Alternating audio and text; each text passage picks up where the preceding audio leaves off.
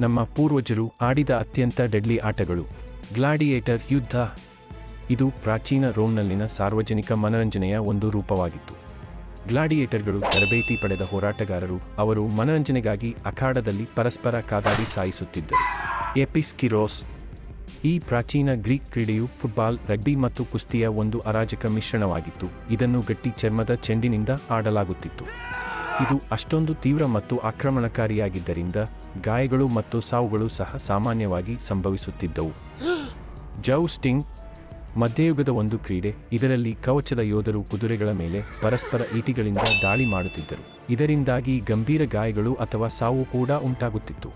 Viking skin ಟಾರಿಂಗ್.